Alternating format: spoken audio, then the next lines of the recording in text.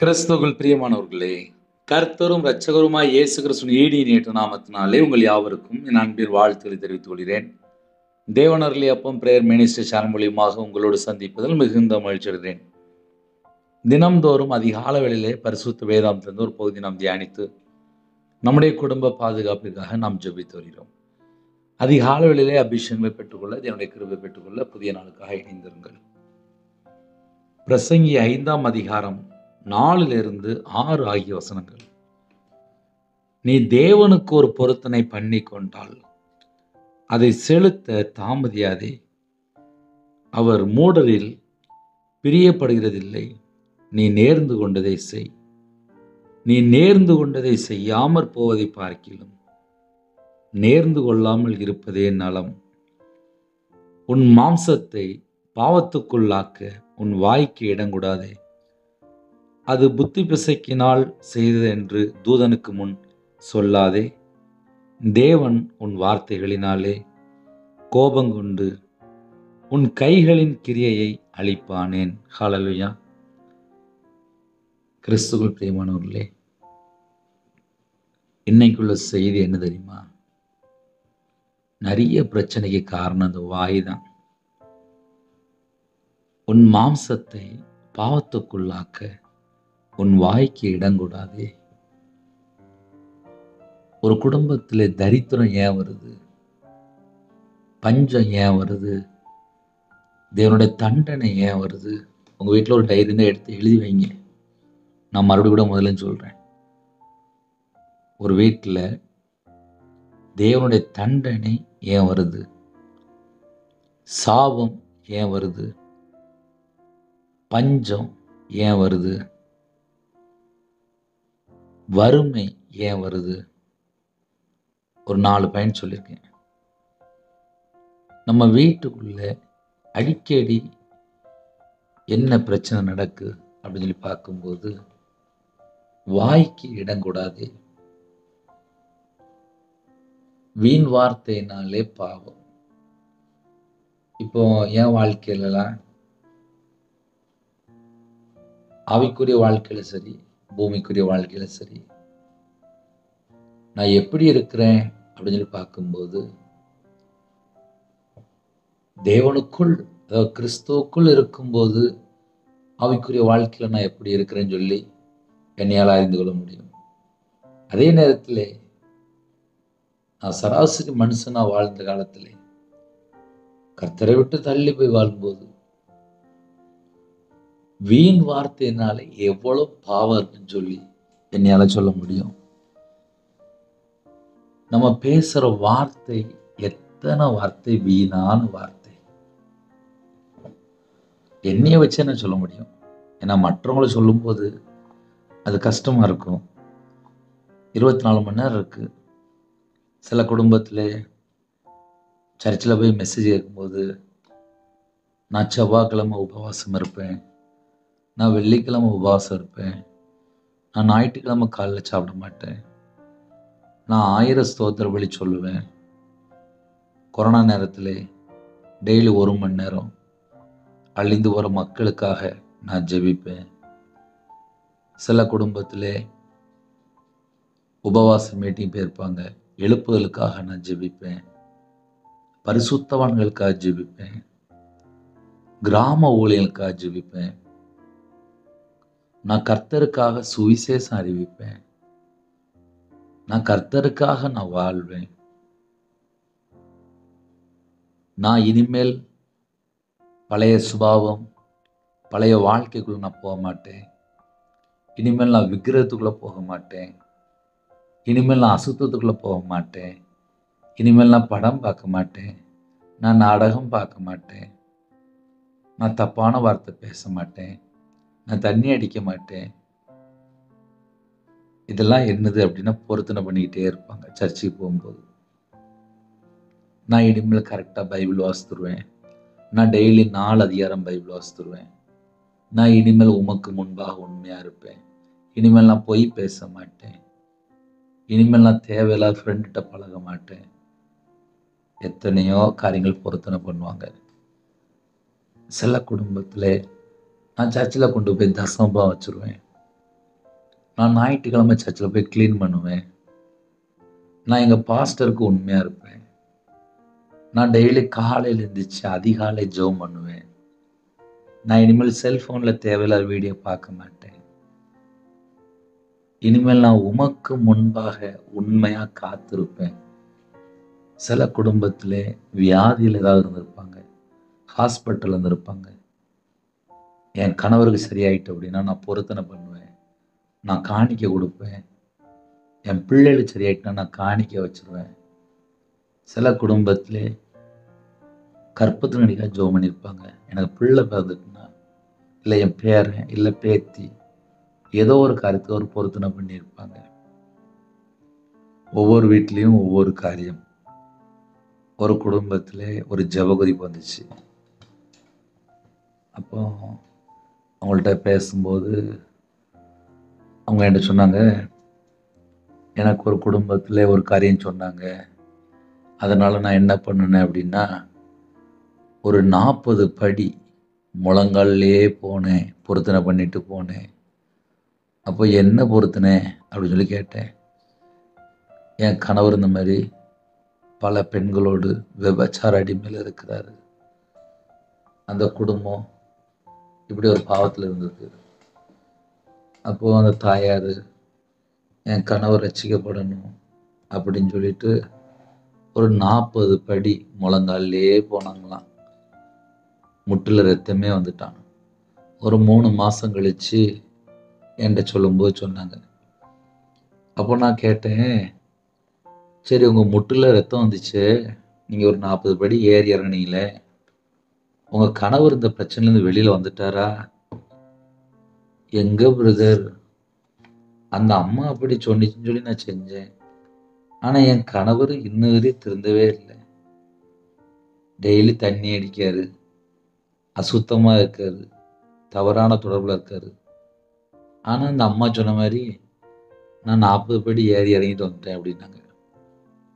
பைபிளில் அப்படி எங்கேயாவது ஒரு 40 படி ஏறி இறங்குன்னு சொல்லி எங்கேயாவது போட்டிருக்கா அப்படின்னு சொல்லி கேட்டேன். சில குடும்பத்தில் பொருத்தனை பண்ணுறேங்கிறாங்க, என்ன பொருத்தனை தெரிய மாட்டேங்குது. 24 மணி நேரம் வாழ்க்கையிலே எத்தனை வார்த்தை, வீணான வார்த்தை பேசுகிறோம். அதில் சில குடும்பத்தில் பிறந்ததுலேருந்தே கிறிஸ்டியனாக இருப்பாங்க, நல்ல சர்ச்சுக்கு போகிற பிள்ளைகள் இருப்பாங்க. சில நேரத்தில் ஒரு 30 வயசு, 40 வயசு, 50 வயசு, 60 வயசுலாம் ஆயிருக்கும்.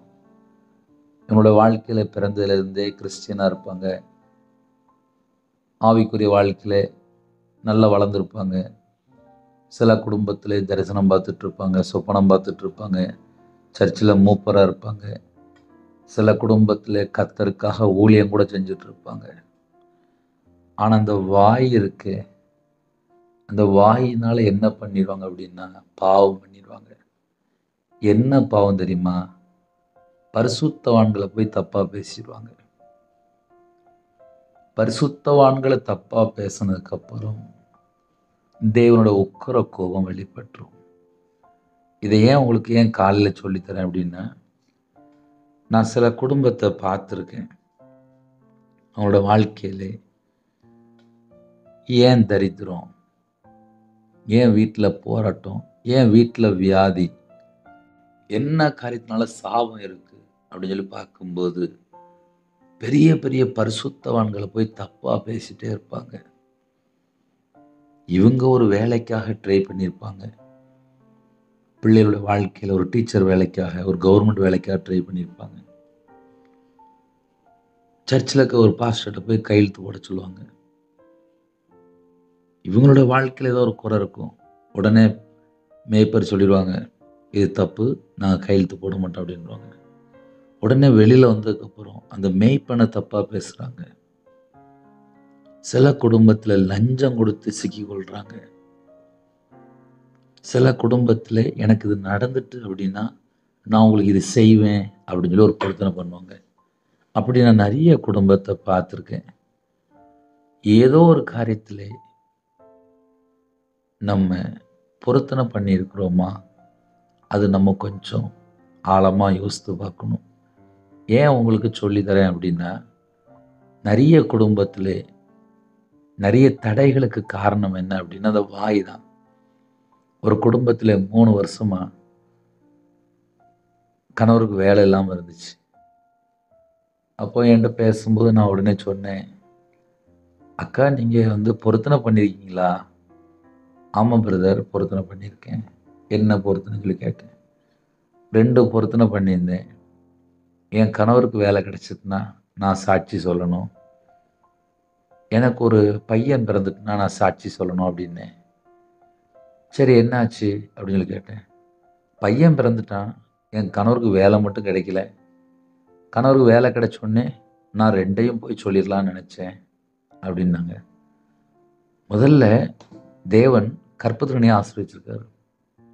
இதுக்காக போய் சாட்சி சொல்லுங்கக்கா, உடனே உங்கள் குடும்பத்தில் தேவன் வேலை தருவார் அப்படின்னு சொன்னேன். அதே போல் அந்த அக்கா போய் மைக்கில் போய் சாட்சி சொன்னாங்க. அடுத்த கொஞ்ச நாள் அதுக்குள்ளே இந்த அண்ணனுக்கு அழகான ஒரு வேலை கிடச்சிட்டு, கிட்டத்தட்ட சம்பளம், அதிகமான சம்பளம். ஏன் அதை சொல்லித்தரேன் அப்படின்னா, நம்ம தேவனோட சத்தத்துக்கு கீழ்ப்படியும் போது, தேவனோட வார்த்தைக்கு கீழ்ப்படியும் போது உங்கள் குடும்பத்தை கண்டிப்பாக ஆசீர்வதிப்பார். சரி, இன்னைக்குள்ள செய்தி என்ன அப்படின்னா, உன் மாம்சத்தை பாவத்துக்குள்ளாக்க உன் வாய்க்கு இடம் கூடாதே அப்படின்னு சொல்லி போட்டிருக்கு. அப்படின்னா என்ன? கொஞ்சம் யோசித்து பார்ப்போமே. உன் மாம்சத்தை பாவத்துக்குள்ளாக்க உன் வாய்க்கு இடம் கூடாது. இன்னைக்கு நிறைய குடும்பத்தில் என் மருமகளை என் மகா போல நான் பார்க்குறேன் அப்படிம்பாங்க. யார்கிட்ட? சொந்தக்காரங்கிட்ட வெளியில் பேசும்போது, பக்கத்து வீட்டில் பேசும்போது, எல்லார்ட்டையும் பேசும்போது என் மருமகளை நான் மகா போல பார்க்குறேன் அப்படின்னு வாயில் சொல்லுவாங்க. ஆனால் இருதயத்தில் பார்த்தா மக மாதிரி பார்க்க மாட்டாங்க, மாமியார் மாதிரி கொடுமைப்படுத்துவாங்க. அந்த மருமக பார்த்தா 31 நாளும் கஷ்டப்பட்டுட்ருக்கும். வெளியில் யார்ட்டையா பேசும்போது என் மருமகளை நான் மகா மாதிரி பார்த்துக்கிடுறேன் அப்படிம்பாங்க. அதுக்கு பேர் என்ன அர்த்தம் அப்படின்னா பொய்ன்னு அர்த்தம். பொய் பேசும்போது பிசாசு உள்ளே வந்துடுவான். கர்த்தருடைய பிள்ளைகள் எங்கெல்லாம் பொய் பேசுகிறாங்களோ அங்கெல்லாம் பிசாசு உள்ளே என்ட்ரு ஆகிட்டு இருப்பான். எனக்கு தெரிந்த ஒரு குடும்பம் உண்டு. நல்ல பொய் பேசுவாங்க. அவங்களோட வாழ்க்கையில் பார்த்தா கண்ணீர், கஷ்டம், கடன், நிம்மதி இல்லை. வீட்டில் பார்த்தா ஒரே பிரச்சனை, ஒரே போராட்டம், மன அழுத்தம். இதுக்கெல்லாம் பின்னாடி என்னன்னு சொல்லி பார்க்கும்போது குடும்பத்தில் நிறைய காரியத்தில் உண்மை இல்லை. நிறைய காரியத்தில் உண்மை இல்லை. ஒரு குடும்பம் உண்மையாக இருந்தால் ஆசீர்வாதம். இப்போ நான் சில செய்தி பேசும்போது அதில் 1% என்னை சொல்லுவேன். அதனால் என்ன ஆகும் அப்படின்னா, சில குடும்பத்தில் பல விஷயத்தை யோசிப்பீங்க. இருந்தாலும் நான் 2016 தான் முழு நேர ஊழியத்துக்கு வந்தேன். அதுக்கு முன்பாக நான் ஒரு வியாபாரி. அந்த வியாபாரத்தில் இருக்கும்போது ஒரு பொருளை விற்கிறதுக்கு, ஒரு பொருளை வாங்குறதுக்கு கையில் பணம் இல்லைன்னா, இல்லை கடன் வாங்கணும் அப்படின்னா, இல்லை மனைவிட்ட வீடு கட்டும்போது கிட்டத்தட்ட பல காரியங்களுக்காக போய் சொல்லியிருக்கேன்.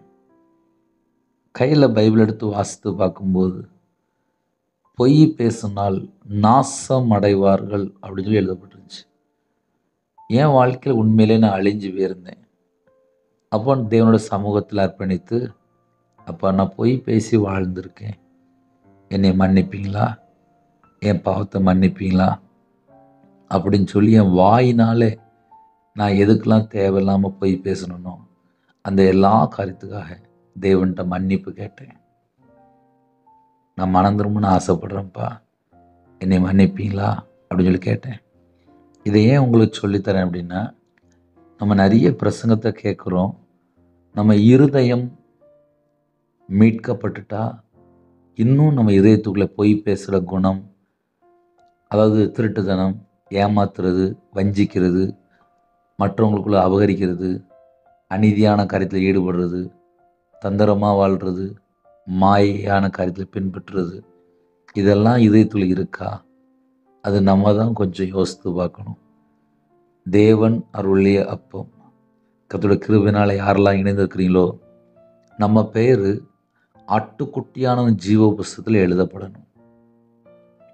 ஆட்டுக்குட்டியான ஜீவ புஸ்தகத்தில் எழுதப்படணும் அப்படின்னா, தீட்டு, அருவருப்பு, பொய் ஒன்றும் அதில் வரக்கூடாது. அப்போ நம்ம பேசுகிற வார்த்தையில் ஒரு தீட்டு, விக்கிரம் ஒரு அருவருப்பு, அசுத்தம் இருக்குது, பொய்யான காரியத்தை பின்பற்றும் போது ஏகப்பட்ட ஆபத்து இருக்குது. நிறைய குடும்பத்தில் பொருத்தனை பண்ணிட்டு செய்யாமல் இருப்பாங்க. அது ஒரு பாவம்.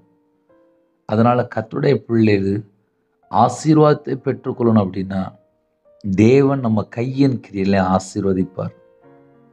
என் வாழ்க்கையில் நான்லாம் கர்த்தரை விட்டு தள்ளி போய் எங்கெல்லாம் தள்ளி போனேன்னு சொல்லி தேடி தேடி தான் பார்க்க வேண்டியிருக்கு. ஏன்னா சில நேரத்தில் உபவாசம் இருப்போம், நம்ம ஜெபம் பண்ணுவோம், பாஸ்டிங்கில் இருக்கணும், ராத்திரி ஃபுல்லாக முழிச்சிருக்கணும், கையில் பைபிள் எடுத்து வாசிக்கணும், அதிகாலையில் ஜெபிக்கணும். ஏகப்பட்ட காரியங்கள் நம்ம தேவன சமூகத்தில் ஒவ்வொரு நாளும் ஜெபிக்கும்போது சொல்லிக்கிட்டே இருப்போம். அதெல்லாம் நம்ம செய்கிறோமா?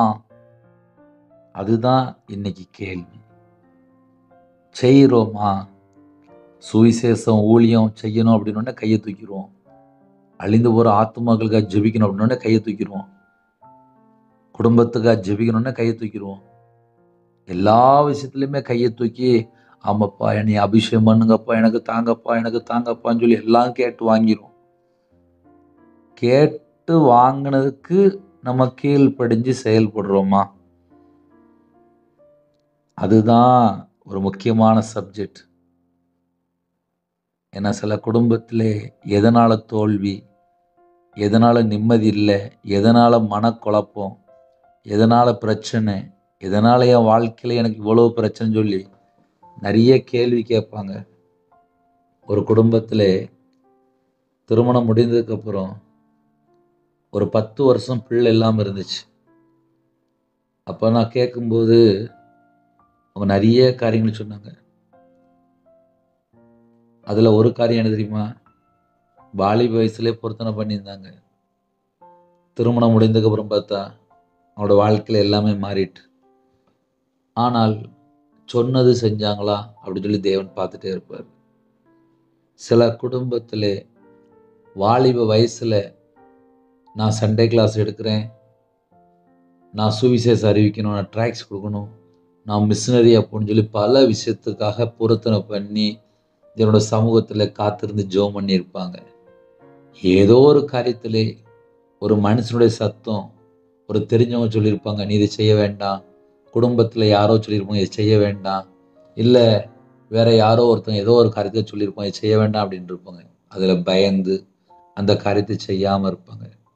அவனோட வாழ்க்கையில் பார்த்தா நிறைய பிரச்சனைகள், நிறைய போராட்டம் இருக்கும். இதுக்கெல்லாம் பின்னாடி என்ன அர்த்தம் அப்படின்னா, தேவனுடைய சமூகத்தில் நம்ம என்ன பொருத்தனை பண்ணுறோம், அதை நம்ம செய்கிறோமா இல்லையா அப்படின்னு சொல்லி பரலோகம் பார்த்துட்டு இருக்கோம். அதனால் கர்த்தருடைய பிள்ளைகள் முடிந்த அளவுக்கு நேரத்தை வேஸ்ட் பண்ணாமல் தேவனுடைய சமூகத்திலே காத்திருந்து ஜெபிக்கிறதுக்கு நீங்கள் பொருத்தனை பண்ண வேண்டாம். சும்மா இருக்கும்போது என்னோடய சமூகத்தில் காத்திருந்து ஜெபிக்க ஆரம்பிங்க, அது நல்லது. அதே போல் மாதம் மாதம் சில குடும்பத்தில் காணிக்கை அனுப்பணும் அப்படின்னு சொல்லி ஒரு பொருத்தனை பண்ணியிருப்பாங்க. வாயை திறந்து ஏதாவது பொருத்தனை பண்ணியிருக்கீங்களா? அது நீங்களே யோசித்து பார்த்துக்கோங்க. சரி, இதெல்லாம் நம்ம காலையில் பேசுகிறோம், இதனால் நம்ம குடும்பத்துக்குள்ளே எப்படிலாம் ஆசீர்வாதம் இருக்கும் அதையும் நம்ம கண்டுபிடிக்கலாம். இந்த வசனத்தில் கடைசி லைனை நீங்கள் வாசித்தீங்கன்னா அழகாக புரிந்து கொள்ள முடியும். தேவன் உன் வார்த்தைகளினாலே கோபம் கொண்டு உன் கைகளின் கிரியை அழிப்பானேன். இப்போ செய்தி என்ன அப்படின்னா, தேவன் உன் வார்த்தைகளினாலே, உன் வார்த்தைகளினாலேன்னா என்ன அர்த்தம்? நம்ம யோசித்து பார்ப்போமே. பிரதர் நாங்கள் உங்களுக்கு அப்படி செஞ்சிருவோம், இப்படி செஞ்சிருவோம் சொல்லி ஏகப்பட்ட காரியங்களை யாராவது சொல்கிறான்னு வச்சுக்கோங்களேன். ஆனால் ஒரு நாள் 2 நாள் 6 மாதம் 1 வருஷம் கழிச்சு என்ன ஆகும்? அவங்க மறந்து போயிடுவாங்க. கல்யாணம் முடிக்கும்போது இவ்வளோ நாங்கள் செஞ்சிருவோம் அப்படிம்பாங்க. கல்யாணம் முடிச்சு 6 மாதம் 1 வருஷம் 2 வருஷம் ஆயிரும். அந்த மாமியார் அந்த குடும்பத்தில் சொல்லி சொல்லி காமிப்பாங்க. உங்கள் வீட்டில் நிச்சயம் பண்ணும்போது இப்படி சொல்லி நாங்கள் இப்படி தரலை, அப்படின்னு சொல்லி காமிப்பாங்க. அது என்ன அர்த்தம் அப்படின்னா, நீங்கள் இப்படி சொன்னீங்க, நீங்கள் செய்யலை அப்படிம்பாங்க. ஸ்பிரிச்சுவல்ல பரலோகத்தில் தேவன் என்ன சொல்லுவார் அப்படின்னா, தேவன் உன் வார்த்தைகளினாலே கோபம் கொண்டு. அப்ப தேவன் எப்போ பிரதர் கோபப்பட்டாரு அப்படின்னு நம்ம கொஞ்சம் ஆழமா போய் பார்த்தா, வாலிப வயசுல பிள்ளைகள், நான் திருமணம் முடிக்க மாட்டேன், நான் சிஸ்டரா இருக்க போறேன், சில குடும்பத்தில் வாலிப வயசுல நான் உமக்காக வாழ போறேன், நான் கல்யாணம் முடிக்க மாட்டேன், சில குடும்பத்தில் வாலிப வயசுல பொருத்தனை பண்ணியிருப்பாங்க, நான் கிராம ஊழியம் பண்ணணும், நான் மிஷினரி ஊழியம் பண்ணணும், நான் கர்த்தருக்காக வாழணும், நான் ஆவிக்குரிய வாழ்க்கையில் பரிசுத்தமாக வாழணும் அப்படின்னு ஏகப்பட்ட காரியம் பொருத்தனை பண்ணி அபிஷேகத்தை வாங்கி வச்சுருப்பாங்க. ஆனால் அவங்களுடைய வாழ்க்கையில் சூழ்நிலை, இல்லை குடும்பத்தில் காரியங்கள், இல்லை வீட்டில் யாராவது சப்போஸ் அப்பா இருந்திருப்பாங்க, இல்லை சில குடும்பத்தில் வீட்டில் கடன் வந்திருக்கும், ஏதோ ஒரு காரியத்தில் கர்த்தரை விட்டு தள்ளி போய் அவங்களோட வாழ்க்கையில் பின்மாற்றத்துக்குள்ளே போயிடுவாங்க. ஆனால் பொருத்தனை பண்ணதை மறந்து போயிடுவாங்க. மனுஷன் மறந்து போயிடலாம், தேவன் மறக்க மாட்டார். நல்லா ஒன்று ஞாபகம் வச்சுக்கோங்க, தேவன் மறக்க மாட்டார். சரி, இன்னொரு காரியமும் நான் உங்களுக்கு சொல்கிறேனே, சர்ச்சில் போய் கல்யாணம் முடிக்கும்போது நிறைய பொருத்தனை பண்ணுவாங்க. அம்மாவும் பொருத்தனை பண்ணுவாங்க, பிள்ளைகளும் பொருத்தனை பண்ணுவாங்க, கணவரும் பொருத்தனை பண்ணுவாங்க. இனிமேல் வேற யார் முகத்தையும் பார்க்க மாட்டேன் அப்படின்னு சொல்லிலாம் பொருத்தனை பண்ணுவாங்க. ஆனால் அவங்களுடைய வாழ்க்கையில், நடப்பு வாழ்க்கையில் அவங்க எப்படி இருக்கிறாங்க அப்படின்னு பரலோகம் பார்த்துட்ருக்கும். அதனால் ஆவிக்குரிய வாழ்க்கையில் நம்ம வாழ்க்கை எங்கே எப்படி இருக்குது அப்படின்னு முதல்ல கண்டுபிடிச்சு பழகணும். சில குடும்பத்தில் சின்ன பிள்ளைகள ஞானஸ்தானம் எடுத்திருப்பாங்க, வாலிப பிள்ளைகள ஞானஸ்தானம் எடுத்திருப்பாங்க. கர்த்தரை அறியாமல் இருக்கும்போது சில குடும்பத்தில் ஞானஸ்தானம் எடுத்திருப்பாங்க, சில குடும்பத்தில் கர்த்தரை அறிந்து கொண்டு பின்பாக ஞானஸ்தானம் எடுப்பாங்க. ஆனால் சில குடும்பத்தில் மட்டும் பொருத்தனை பண்ணியிருப்பாங்க. ஞானஸ்தானம் எடுக்கும்போது இனிமேல் இந்த பாவம் பண்ண மாட்டேன், இந்த தப்பு பண்ண மாட்டேன், இது என் வாழ்க்கையில் தொடரக்கூடாது, இனிமேல் இந்த தேவையில்ல ஃப்ரெண்ட்ஷிப் எனக்கு வேண்டாம், இந்த ஒரு அசுத்தமான பாவம் எனக்கு வேண்டாம் அப்படின்னு போய் ஆல்டரில் போய் அழுது புரண்டு ஜெபம் பண்ணி அதுக்கப்புறம் இந்த பாவத்துலேருந்து வெளியில் வந்திருப்பாங்க. ஒரு 6 மாதம், 1 வருஷம், 2 வருஷம் கழித்து பார்க்கும்போது மறுபடியும் அதே பாவத்துக்குள்ளே போயிடுவாங்க. அதை நம்ம சிம்பிளாக எப்படி சொன்னால் புரியும் அப்படின்னா, நான் நாடகம் பார்க்க மாட்டேன், படம் பார்க்க மாட்டேன், நான் தேவையில்லாமல் செல்ஃபோனில் நேரத்தை வேஸ்ட்டு பண்ண மாட்டேன், நான் அப்படி இருக்க மாட்டேன் அப்படின்னு ஏகப்பட்ட பொருத்தனை பண்ணியிருப்பாங்க. ஆனால் கொஞ்ச நாள் கழித்து பார்த்தா அவங்க மறுபடியும் பார்த்தா அதே வேலையை தான் செஞ்சிட்ருப்பாங்க. அப்படின்னா என்ன அர்த்தம் அப்படின்னா, ஏதோ ஒரு ஜென்ம சுபாவம், பழைய சுபாவங்கள், மாம்சத்தினுடைய எண்ணங்கள், மாம்சத்தினுடைய சிந்தைகள், இந்த மாம்சத்தினுடைய கிரியைகள் நம்முடைய வாழ்க்கையில் தொடருதா, அதை நம்ம கொஞ்சம் கண்டுபிடிச்சு பார்க்கலாம். இதெல்லாம் ஏன் காலையில் பேச வேண்டியிருக்கு அப்படின்னா, கர்த்தருடைய பிள்ளைகள் ஆசீர்வாதத்தை பெற்றுக்கொள்ளுன்னு ரொம்ப ஆசைப்படுறீங்க, உண்மையாக வாழன்னு ஆசைப்படுறீங்க, நான் கிறிஸ்துவுக்குள்ள இருக்குன்னு ஆசைப்படுறீங்க, தேவனர்லி அப்போ மினிஸ்டர் எங்களுக்கு புரோஜனமாக இருக்குன்னு ஆசைப்படுறீங்க. எல்லாம் கரெக்டு தான். என் வாழ்க்கையில் நான் கண்டுபிடிச்சதில்லை எந்த அளவுக்கு நம்ம கர்த்தருக்குள் இருக்கிறோம், நான் அப்படி தான் யோசிக்க ஆரம்பித்தேன். ஏன்னா வாழ்க்கை கடைசி காலமாக இருக்குது, நம்மளை ஏமாத்துறதுக்கு ஏகப்பட்ட பேர் இருக்கிறாங்க, தந்திரமாக வருவாங்க, ஏமாற்றுவாங்க.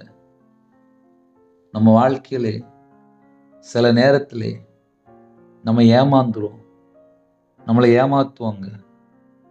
சில நேரத்தில் நம்ம உண்மையாக ஆசைப்படுவோம், நமக்கு பின்னாடி ஏகப்பட்ட காரியங்கள் நடந்துட்டு இருக்கும். நீ தேவனுக்கு ஒரு பொருத்தனை பண்ணி கொண்டால், நீங்கள் தேவன்கிட்ட போய் ஒரு பொருத்தனை பண்ணியிருக்கிறீங்களா, அதை நம்ம தான் யோசித்து பார்க்கணும். அதை செலுத்த தாமதியாதே என்று எழுதப்பட்டிருக்கு. அவர் மூடரில் பிரியப்படுகிறதில்லை, நீ நேர்ந்து கொண்டதை செய்ப்பா அப்படிங்கிறாரு. ஒரு குடும்பத்தில் கொரோனா நேரத்தில் ஹாஸ்பிட்டலில் இருக்கும்போது ஒரு தகப்பனார் ஒரு பொருத்தனை பண்ணியிருந்தாங்க. என் மனைவிக்கு சரியாயிட்டு அப்படின்னா உடனே அந்த பாஸ்டர்கிட்ட தொடர்பு கொண்டு பேசணும், ஜெபிக்கணும், ஒரு காணிக்கை அனுப்பணும் அப்படின்னு சொல்லி அவங்க பொருத்தனை பண்ணியிருந்தாங்க. ஒரு வாரம் கழித்து மறுபடியும் கூப்பிட்டாங்க. என்ன பிரதர் அப்படின்னு. இந்த மாதிரி என் மனைவிக்கு குணமாயிட்டு பரிபூர்ணமாக சுகமாயிட்டு அப்படின்னாங்க. புதிய ஏற்பாட்டில் நம்ம பார்க்கும்போது 10 குஷ்டரோகியை தேவன் சுகமாக்குனார். 9 பேர் வரல, ஆனால் ஒரே ஒருத்தர் மட்டும்தான் வந்தார். அப்படின்னா என்ன அர்த்தம் அப்படின்னா, நன்றி சொல்றது கூட 9 பேரை காணோம். 10 குஷ்டரோகிக்கு 10 பேருக்கு சுகமாயிட்டு, ஆனால் 9 பேர் வரல. ஒருத்தர் மட்டும்தான் வந்து பணிந்து கொண்டு எனக்கு சுகமாயிட்டு அப்படின்னு சொல்லி ஸ்தோத்திரம் செலுத்தினார். அதே போல் எத்தனையோ பேர் கர்த்தருடைய கிருபையினாலே தேவனுடைய சமூகத்தில் நீங்கள் பொருத்தனை பண்ணியிருப்பீங்க. அந்த பொருத்தனை எல்லாம் நிறைவேற்றுறீங்களா? எனக்கு கர்த்தருடைய பிள்ளைகள் ஆசையாக காலைல கேட்பீங்க, உங்கள் வாழ்க்கையிலே நீங்களும் தேவனும் அதுக்கு நடுவில் ஏதாவது ஒரு பொருத்தனை பண்ணி அதை செய்யாமல் இருக்கிறீங்களா? அதை மட்டும் கொஞ்சம் யோசித்து பார்த்துக்கோங்க. நீ நேர்ந்து கொண்டதை செய்யாமற் போவதை பார்க்கிலும் நேர்ந்து கொள்ளாதிருப்பதே நலம். சில குடும்பத்தில் இவங்களா போய் பொருத்தனை பண்ணுவாங்க. இதை செய்யணும், அதை செய்யணும், அதை செய்யணும்னு சொல்லி இவங்களா பொருத்தனை பண்ணிக்கிட்டே இருப்பாங்க. ஆனால் செய்ய மாட்டாங்க. தேவனுடைய சமூகத்தில் நம்ம வாழ்க்கையில் ஏதாவது குறைகள் இருக்கா? அதை நம்ம கொஞ்சம் செக் பண்ணி பார்த்துக்கிடுவோம். ஏன்னா நம்ம வாழ்க்கை 24 மணி நேரம் வாழ்க்கையில் வாயை திறந்து பேசுகிற எத்தனையோ வார்த்தைகள் நம்ம மறந்து போயிடும். நன்மை ஆனாலும் தீமையானாலும் தேவன் நியாயத்தீர்ப்புல கொண்டு வருவார் என்று எழுதப்பட்டிருக்கு. பேசுகிற ஒவ்வொரு வார்த்தையின்படி தான் நம்ம நீதிமானா குற்றவாளியா என்று ஜட்ஜ்மெண்ட் டேல தெரியும். அதனால் இந்த பூமியில் வாழ்கிற காலத்தில் ஆட்டுக்குட்டியான் ஜீவ புஸ்தகம் எழுதப்படணும். உங்கள் பேரும் எழுதப்படணும், என் பேரும் எழுதப்படணும், எல்லாருடைய பேரும் எழுதப்படணும். நம்ம வாழ்க்கையில் கர்த்தரை விட்டு தள்ளி போகிற எத்தனையோ காரியங்கள் இந்த உலகத்துக்குள்ளே இருக்குது இல்லைன்னுலாம் சொல்ல முடியாது. கையில் இருக்க செல்ஃபோனே போதும். நம்ம ஒன்று பார்த்தா அது இன்னொரு பக்கம் போகும். இதுதான் உலகம். இந்த உலகத்திலே நம்முடைய ஒரே டார்கெட் என்னதான் இருக்கணும், நான் பரலோகத்துக்கு போகணும்ப்பா, பரலோகத்துக்கு வரணும்ப்பா அப்படிங்கிற ஒரு முக்கியமான ஒரு காரியம். அதை நம்ம எந்த அளவுக்கு நம்ம மைண்டில் ஃபிக்ஸ் பண்ணி நம்ம வேலை செய்கிறோமோ கண்டிப்பாக அதற்கேற்ற நன்மைகளை நாம் பெற்றுக்கொள்ள முடியும். கடைசியில் ஒரு பாயிண்ட் சொல்கிறார், தேவன் உன் வார்த்தைகளினாலே கோபம் கொண்டு உன் கைகளின் கிரியையை அழிப்பானேன். தேவன் நம்ம கையை ஆசீர்வதிப்பார். உன் கையின் கிரியில ஆசீர்வதிப்பேன்னு சொல்லி வாக்குத்தத்தம் பண்ணியிருக்காரு. ஆனால் வாயில் ஏதாவது பொருத்தனை பண்ணிட்டு அது செய்யாமல் இருக்கும்போது நம்ம செய்கிற காரியங்கள் வாய்க்காமல் போயிடும். நம்ம செய்கிற காரியங்கள் 100க்கு 100 வாய்க்கணும் அப்படின்னா நம்ம தேவனுடைய சமூகத்திலே எந்தெந்த காரியத்தில் பொருத்தனை பண்ணியிருக்கோம் அந்த ஒரு காரியத்தை மட்டும் யோசித்து நம்ம ஜெபித்தால் நமக்கு நலமாக இருக்கும். அதனால் இன்னைக்குள்ள செய்தி என்ன அப்படின்னா, நம்ம எங்கெல்லாம் பொருத்தனை பண்ணிட்டு இருக்கிறோம், எதெல்லாம் சொல்லிட்டு செய்யாமல் இருக்கோம். எக்ஸாம்பிளுக்கு சொல்கிறேனே, என் கணவர் ரட்சிக்கப்பட்டாச்சு அப்படின்னா நாங்கள் குடும்பமாக சர்ச்சுக்கு போவோம்னு சொல்லி பொருத்தனை பண்ணியிருப்பாங்க. கணவர் ரட்சிக்கப்பட்டு ஞானஸ்தானம் எடுத்திருப்பாரு. ஆனால் சர்ச்சுக்கு போகும்போது பார்த்தா 2 பேரும் வேறு வேறு வழியில் போயிட்டு இருப்பாங்க. கணவர் பார்த்தா வேறு சர்ச்சுக்கு போவார், மனைவி பார்த்தா வேறு சர்ச்சுக்கு போவாங்க. என்னன்னு சொல்லி கேட்டால், நான் அங்கே போகிறேன் நீ இங்கே போ அப்படிம்பாங்க. ஒருமனப்பட்ட ஆவியே இருக்காது. ஒரு குடும்பம் அப்படின்னா ஒருமனப்பட்ட ஆவி இருந்தால் தான் இயேசு கிறிஸ்து அங்கே இருப்பார். சில குடும்பத்திலே ரட்சிக்கப்பட்டு ஞானஸ்தானம் எடுத்து சர்ச்சுக்கு போயிட்டு இருந்தாங்க. ஆனால் இப்போ சில மாசமாக சர்ச்சுக்கு போகலை, பின்மாற்றத்துக்குள்ள இருக்காங்க. கேட்டால் அதுக்கு நிறைய காரணம் சொல்கிறாங்க. தேவன் நம்ம பேசுகிற ஒவ்வொரு வார்த்தையும் கேட்டுட்டு இருக்கிறாரு. உன் மாம்சத்தை பாவத்துக்குள்ளாக்க உன் வாய்க்கு இடம் கொடாதே, உன் வாய்க்கு இடம் கொடாதே, உன் வாய்க்கு இடம் கொடாதே. நான் முதல்ல சொன்னது போல பரிசுத்தவான்களை தப்பு தப்பா பேசிட்டு இருப்பாங்க, பரிசுத்தவான்களை மரியாதை இல்லாம பேசிட்டு இருப்பாங்க, பரிசுத்தவான்களை தூசிப்பாங்க. பரிசுத்தவான்களை சபிப்பாங்க, பரிசுத்தவான்களை தேவையில்லாத வார்த்தைகளை பேசிட்டு இருப்பாங்க. அதுவும் தடையா மாறிடும். கையின் கிரியில ஆசீர்வாதம் வரணும் அப்படின்னா நம்ம பேசுற ஒவ்வொரு வார்த்தை முக்கியம். இது கிருபையின் காலம். கிருபையின் காலத்திலே மனம் திரும்ப அர்ப்பணிப்போம். மனம் திரும்பும் போதுதான் ஆசீர்வாதம். மனம் திரும்பும் போதுதான் நம்ம குடும்பம் சகல காரியத்திலும் ஆசீர்வதிக்கப்படும். என் வாழ்க்கையில நான் சொல்ல முடியும், நான் கர்த்தரை விட்டு தள்ளி போய் சராசரி ஒரு மனுஷனா வாழ்ந்தேன். தேடி வந்து மீட்டெடுத்தார். கையில பைபிள் எடுத்து வாசிக்கும் போது தெரியுது, எந்தெந்த வசனங்களை இன்னும் கீழ்ப்படியணும், இன்னும் கீழ்ப்படியணும். என் வாயில எத்தனை வீணான வார்த்தை, என் கண்ணில் தேவையில்லா பார்வை, என் சிந்தனையில் என்ன இருக்கு, என் இதயத்துல என்ன இருக்கு, ஒன்னொன்னா செக் பண்ணி பார்க்க ஆரம்பிச்சேன். ஆவிக்குரிய வாழ்க்கையில வளரணும் அப்படின்னா செக் பண்ணி பார்க்கணும். செல்போன்ல சார்ஜ் இல்லைன்னா ஓடி போய் சார்ஜ் போடுறாங்க. கரெக்டாக பார்த்துக்கிட்டாங்க. செல்ஃபோனில் சார்ஜ் இல்லைன்னா ரொம்ப ஃபீலிங் ஆயிரும். ஆவிக்குரிய வாழ்க்கையிலே நம்ம ஆவியில் இருக்கிறோமா மாம்சத்தில் இருக்கிறோமா, அதை நம்ம கொஞ்சம் யோசித்து பார்த்தால் நலமாக இருக்கும்.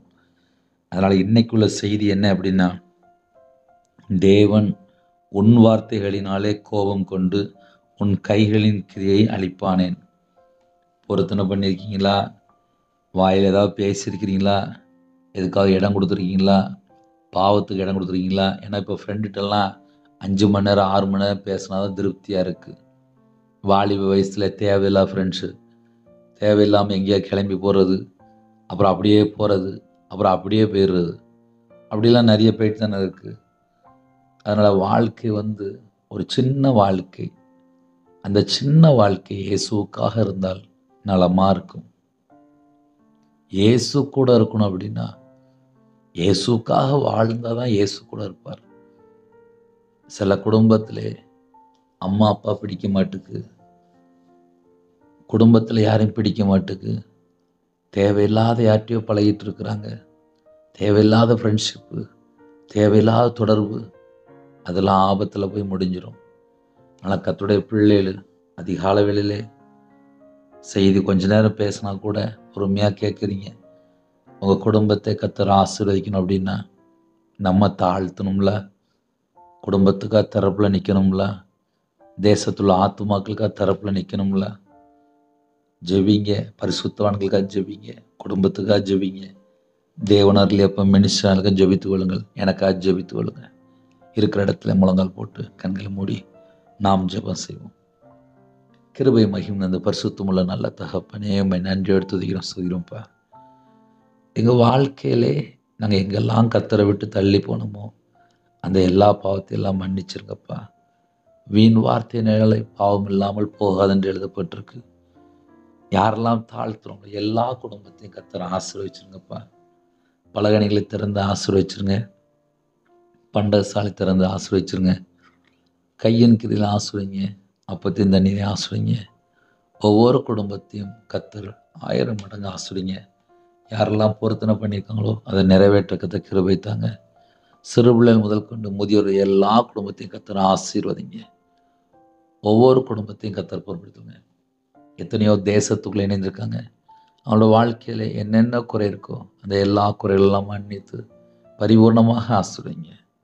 சிறு பிள்ளைகள் முதல் கொண்டு முதியோர் வரை எல்லாரையும் கர்த்தர் ஆசீர்வதிங்க. இந்த நாளிலும் வெளியில் புறப்படுறாங்க, எல்லா குடும்பத்துக்கும் ஒரு பாதுகாப்பு தாங்க. வியாபாரத்துக்கு போகிறாங்க, கம்பெனிக்கு போகிறாங்க, ஆஃபீஸ் போகிறாங்க, காலை வேலையில் டிரைவிங் லைனில் போகிறாங்க, படிக்கிற பிள்ளைகள் வெளிநாட்டில் இருக்கிறாங்க, வேறு இடத்துல படிக்கிறாங்க, எல்லாரையும் உம்முடைய கரத்தில் அப்படின்னும் உம்முடைய ரத்த கொட்டைக்குள்ளே வேலடைத்து மூடி மறைத்து பாதுகாத்துங்க. எங்களுக்காக ஜீவனை தந்தீங்கப்பா. மாம்சத்தில் வெளிப்பட்டீங்க, தேவகுமாரனா வெளிப்பட்டீங்க, மனுஷகுமாரனா வெளிப்பட்டீங்க. எங்களுடைய பாவத்துக்காக மரித்து வேத வாக்கியம்படி 3ஆம் நாள் உயிரோடு எழுந்த இயேசு கிறிஸ்துவை அப்போ ஆராதிக்கிறதுக்கு எங்களுக்கு ஒரு கிருபை தந்தீங்கப்பா. அந்த கிருபைக்காக ஸ்தோத்திரம். குமாரனையும் பிதாவையும் அறிவதே நித்திய ஜீவன் என்று எழுதப்பட்டிருக்கு. எங்களுக்காக ஜீவனை தந்த ஜீவாதிபதியானவரையும் உம்மை நன்றியோடு துதிக்கிறோம், சொல்கிறோம்ப்பா. கிருபாதார பலியாக வெளிப்பட்டவரையும் உம்மை நன்றியோடு துதிக்கிறோம், சொல்கிறோம்ப்பா. பரிசுத்தத்துக்கு எங்களை அழைத்தவரையும் உம்மை நன்றியோடு துதிக்கிறோம், சொல்கிறோம்ப்பா. எங்களை ராஜாக்களும் ஆசாரியமா மாற்றின கிருபைக்காக உம்மை நன்றியோடு துதிக்கிறோம், சொல்கிறோம்ப்பா. இணைந்திருக்கிற எல்லா குடும்பத்தையும் கர்த்தர் ஆசீர்வதிங்க. பலகணிகளை திறந்து ஆசுரிங்க, பண்டக சாலை திறந்து ஆசுரிங்க, கையின் கீழில் ஆசுரிங்க, கற்பதனிகை ஜீவிரம் கத்தர் மனமறிங்க ஆசுரிங்க, தாயும் பிள்ளையுமாக ஆசுரிங்க, டெலிவரி போடுறவங்க பரம வைத்திரு கூடுங்க, வாலிப பிள்ளைகள் ஜீவிரம் திருமணத்துக்காக ஆயத்தமாக இருக்காங்க, ஏற்ற துணை தாங்க, ஏற்ற குடும்பத்தை ஆயத்தப்படுத்தி தாங்க உங்களுடைய கரத்தில் அர்ப்பணிக்கிறோம். பிறந்தநாள் கொண்டாடுறாங்க, திருமணநாள் கொண்டாடுறாங்க, கத்தர் 1000 மடங்கு ஆசீர்வதிங்க. பலவீனத்தோடு படுத்த படுக்கல இருக்காங்க, உங்களுடைய தலைமுறை கரத்தினால தொட்டு சுகமாக்கித்தாங்க. தேவனர்லி அப்பம் பிரேயர் மினிஸ்டர் மூலமாக இணைந்திருக்க எல்லா குடும்பத்தையும் கத்தர் 1000 மடங்கு ஆசீர்வதிங்க. படிக்கிற பிள்ளைகள் அப்போ உங்களுடைய கரத்தில் அர்ப்பணிக்கிறோம். எக்ஸாம் எழுதுறாங்க, ஃபர்ஸ்ட் ரேங்க் எடுக்கிறத கிருபை செய்யுங்க. எல்லா குடும்பத்தையும் கத்தர் திருப்தியாக ஆசீர்வதிங்க. கடனில் கஷ்டப்படும் அந்த கடன் பிரச்சனைக்கு ஒரு முடிவு கொண்டு வாங்க. சமாதானம் இல்லாமல் ஜுபினா தேவ சமாதானத்தை நிரப்புங்க. வீட்டில் கடன் பிரச்சனை, பல குழப்பங்கள் எல்லாவற்றையும் கத்தர் மாற்றி போடுங்க. எல்லா குடும்பத்தையும் கத்தர் பரிசுத்தப்படுத்தி ஆசீர்வதிங்க. உங்கள் கிருபையினால் நிரப்பி ஆசீர்வதிங்க. உங்களுடைய பிரசனத்தால் மூடுங்க, உங்களுடைய வல்லமையினால் நிரப்புங்க. ஜெப விஷயம் தாங்க, தியானிக்கிற விஷயம் தாங்க. ஆவிக்குரிய 9 கனிகளினாலும் ஆவிக்குரிய 9 வரனாலும் உங்கள் பிள்ளைகளை நிரப்பி ஆசீர்வதிங்க. சிறு பிள்ளை முதற்கொண்டு முதியோரை எல்லாரையும் கத்தர் பொருட்படுத்துங்க. உங்கள் கரத்தில் அர்ப்பணிக்கிறோம். யாரெல்லாம் தங்களை தாழ்த்துவாங்க எல்லா குடும்பத்தையுமே கத்தர் ஆசீர்வதிங்க. பழகி பெருக கத்த கிருபை செய்யுங்க. கிறிஸ்துவுக்குள்ளே நாங்கள் இருக்க வேண்டும் கத்த பொருட்படுத்துவோங்க. உங்கள் நாமம் மட்டுமே உடுத்தும் துதி கன மகிமை எல்லாம். அப்பா எத்தனையோ குடும்பத்தில் வீடு கட்டுறாங்கப்பா, நல்லபடியாக வீடு கட்டி முடிக்கிறதுக்கு கிருபை செய்யுங்க. கத்தர் பொறுப்படுத்துவாங்க. முதியோர் இல்லத்தில் இருக்காங்க, ஹாஸ்டலில் இருக்காங்க, வெளிநாட்டில் இருக்காங்க, எல்லாரையும் கத்தர் பொறுப்படுத்துவாங்க. கவர்மெண்ட் வேலைக்காக ஜுபிக்கிறாங்க, ப்ரைவேட் வேலைக்காக ஜுபிக்கிறாங்க, நல்ல வேலை வேணும்னு சொல்லி ஜுபிக்கிறாங்க. எல்லா தடையெல்லாம் நீக்கி ஆசுடிங்க. உங்கள் கரத்தில் அப்படின்னோம் துதி கன மகிமை எல்லாம் ஒவ்வொருவருக்கே செலுத்துகிறோம். இயேசு கிறிஸ்துவின் பிதாவே ஆமென். தேவனுக்கு மகிமை உண்டாவதாக. கத்தர் தாமே உங்களையும் உங்கள் குடும்பத்தையும் சகல காரியத்திலும் சம்பூர்ணமாக திருப்தியாக கத்தர் கொடுத்து பரிபூர்ணமாக ஆசீர்வதிப்பாராக. ஆமென். கர்த்தராகிய இயேசு கிறிஸ்துவின் கிருபையும் பிதாவாகிய தேவனுடைய அன்பும் பரிசுத்தருடைய ஐக்கியமும் இப்பொழுதும் எப்பொழுதும் சதா காலங்களிலும் நம் அனைவரோடு கொடுப்பதாக. ஆமென். கிறிஸ்துவில் பிரியமானவர்களே, தனி ஜெபம் பண்ணுங்க, எங்களுக்காக ஜெபித்துக் கொள்ளுங்கள். 9363064182 நம்பர் கொண்டால் நாங்கள் உங்களுக்காக குடும்பத்துக்கு ஜெபிப்போம். God bless you. தினமும் ஒரு நிமிடமாவது எனக்காக ஜெபிங்க. God bless you.